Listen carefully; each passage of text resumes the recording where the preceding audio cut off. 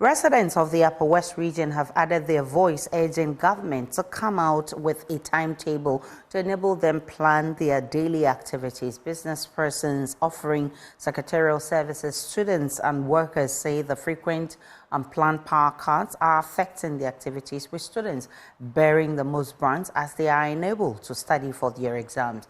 Joe News' Upper West region correspondent Rafiq Salam reports.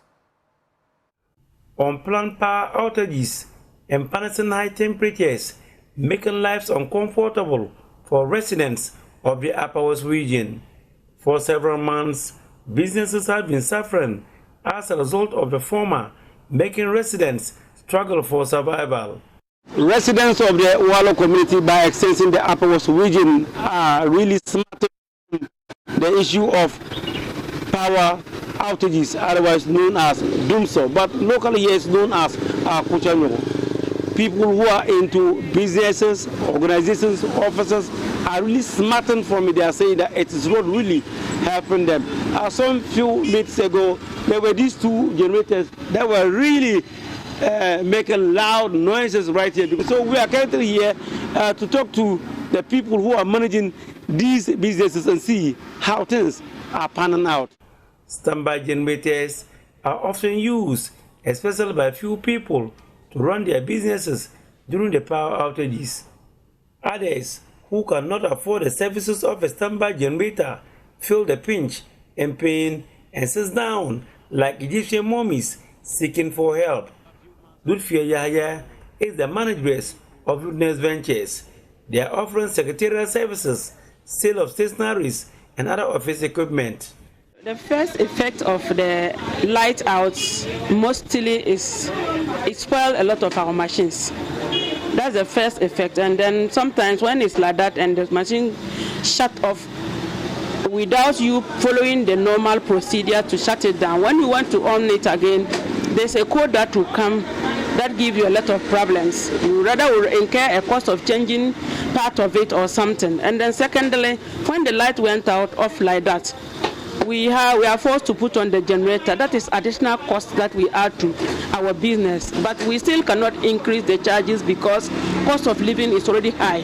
When the light went off like that, the computer sometimes we just want to off it, then it can off on again. So it means that you have to call in a mechanic or send it to a mechanic to work on it for you. So that is another additional cost you are always incur. These are costs you don't even plan for.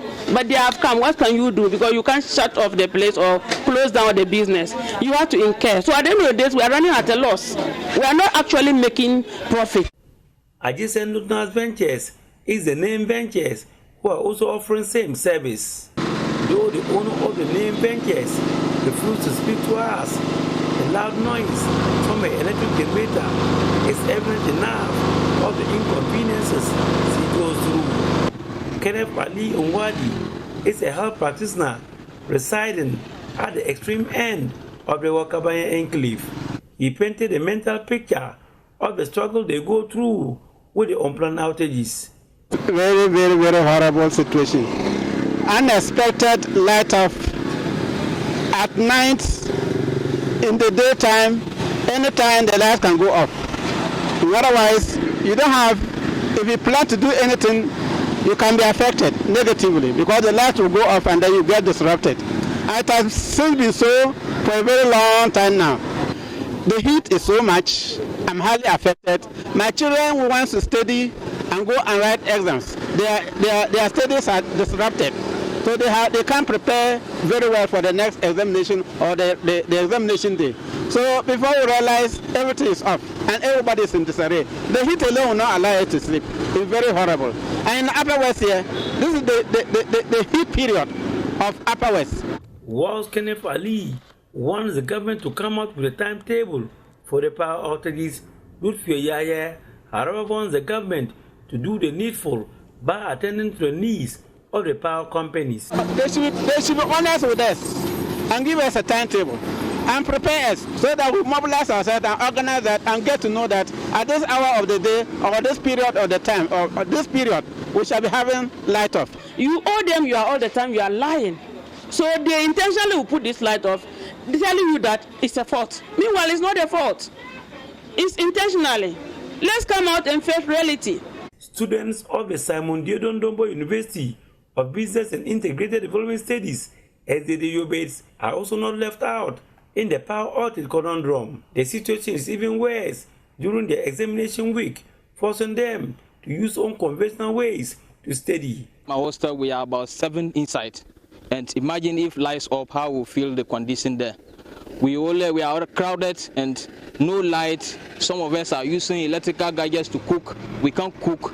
We go through a lot through the doom. So some students got bitten by snakes and other dangerous reptiles as a result. If the movement of one place to another, especially from this place to campus, there is no even street light here, and also we are girls. The girls now, we fear, we are scared. So because of that now, we always come and hang around this place, sit, so waiting for the light to come back.